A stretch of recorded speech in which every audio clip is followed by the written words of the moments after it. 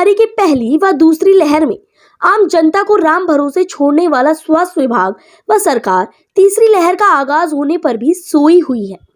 Police प्रशासन सरकार की तिजोरी भरने के लिए मास्क नहीं लगाने वाले का चालान काट रही है, तो वही सरकार ने भी नाइट कर्फ्यू लगा दिया है, क्योंकि सरकार को लगता है कि कोरोना दिन में सोता है और रात में घूमता है। लेकिन तीसरी लहर में लोगों का इलाज कहाँ होगा, इसकी तरफ सरकार का कोई ध्यान नहीं है। आप तस्वीरों में जरा ध्यान से देखिए, ये वही अस्थायी अस्पताल है जिसको एक एनजीओ ने ताऊ देवीलाल स्टेडियम में बनाया था। बेड वाले इस अस्थायी अस्पताल का उद्घाटन स्वयं मुख्यमंत्री मनोहर लाल ने करते हुए दावा किया था कि इस अस्थायी अस्पताल में आने वाले मरीजों को सभी सुविधाएं दी जाएंगी। लेकिन आज इस अस्थायी अस्पताल की हालत देखिए, जो कि खंडहर बन चुका है। ऐसे में इस अस्पताल में लोगों का इलाज कैसे होगा? स्वास्थ्य विभाग व सरकारें दावा कर रही हैं कि तीसरी लहर से निपटने के लिए उनकी सभी तैयारियां पूर्ण हैं। हाल को देखकर ऐसा बिल्कुल भी नहीं लगता कि सरकारी स्वास्थ्य विभाग तीसरी लहर को हराने व लोगों की जान बचाने की तैयारी कर रही है। गुरुग्राम के civil surgeon doctor Virendra Yadav की बात सुनिए।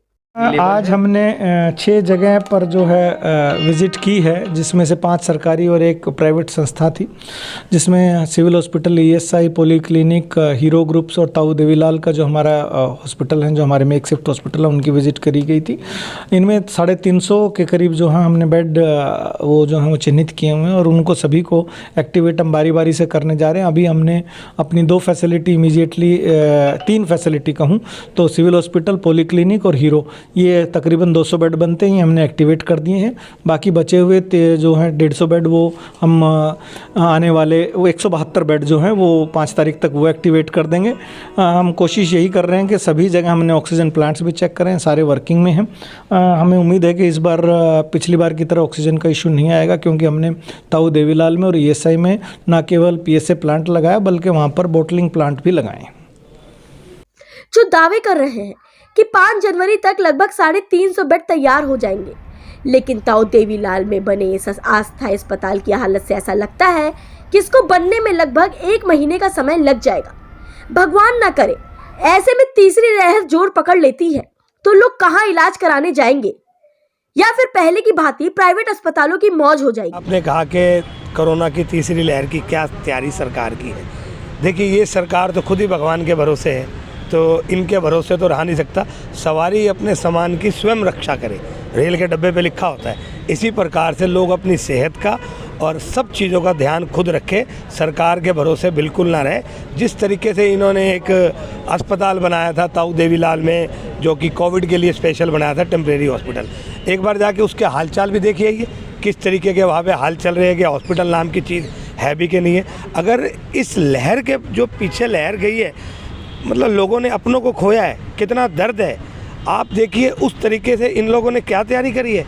लोगों को क्यों लोगों के पीछे पड़ रही है सरकार, क्यों नहीं तैयारी पूरी करती अपनी। ये किस तरीके की स्वास्थ्य सेवाएं यहाँ पर दी जा रही है। लोगों को टैक्स दिया जा रहा है, लोग सब कुछ कर रहे हैं, टैक्स भी दे रहे हैं, इनकम टैक्स भी भर रहे हैं, और उसके बावजूद आज सुविधा नहीं मिल रही। बड़ी शर्मनाक है और सरकार के लिए भी एक बड़ी शर्मनाक बात है। जिस तरह आपने रेलगाड़ियों, बसों व सार्वजनिक स्थानों पर लिखा देखा होगा कि सवारी अपने सामान की सुरक्षा स्वयं करे, चोरी हो गया तो आप स्वयं इसके जिम्मेदार होंगे, उसी प्रकार यह पंक्तियां सरकार पर भी सटीक बैठ रही हैं। सरकार कोरोना की लहर आने पर पाबंदियां तो लगा दी है, लेकिन लोगों को कोई राहत एवं स्वास्थ्य सेवाएं नहीं दी जाती। इसलिए इन पंक्तियों की तरह हर व्यक्ति अपनी सुरक्षा स्वयं करे और सावधानी बरते। सरकार की कोई तैयारी नहीं है जी इसमें। सरकार तो बस कर्फ्यू लगा रही है, नाइट कर्फ्यू वगैरह। ये पब्लिक को जो रैली होती हैं, इलेक्शन होते हैं कहीं भी, वहाँ लाखों करोड़ों की तादाद में होते हैं, वहाँ कोरोना नहीं आता। जो आम धंधे लोगों, आम आदमियों के जो धंधे हैं, उन पर रोक लगा रही है गवर्नमेंट। आम पब्लिक को परेशान किया जा रहा है जी। लोगों के धंधे निट तो चले हैं, अब फिर उन पर रोकथाम लगा दिया गया है। तो क्या नहीं पड़ेगा जी। दिन में तो लाखों करोड़ों आदमी डोलते हैं, रात में क्या होगा? रात में तो काम धंधे वाले निकलेंगे, रात में तो उससे कुछ फर्क नहीं पड़ना। साइबर सिटी गुरुग्राम में पिछले कुछ दिनों से कोरोना मरीजों की संख्या तेजी से बढ़ रही है, जो कि एक चिंता का विषय है। कोरोना की दूसरी लहर के मंजर को ध्यान में रखते हुए लोग हवन और यज्ञ कर भगवान से प्रार्थना कर रहे हैं तीसरी लहर ना आए, लेकिन सरकार और स्वास्थ्य विभाग इस लहर से अनजान है। संकट के समय लोगों को स्वास्थ्य सुविधाएं पर सरकार का कोई ध्यान नहीं है। सरकार बस लोगों पर पाबंदियां लगा रही है, जिससे लोगों में भारी गुस्सा है। तो ये सरकार इस टाइम चल रही है ना हमारे देश में, मुझे तो ये लगता है कि इस सरकार को खुद ही नहीं पता कि हमारी सरकार भी है कि नहीं है, जिस तरीके से ये काम कर रहे हैं। आप देखिए, रात को 11 बजे से और 5 बजे तक कर्फ्यू लगा दो।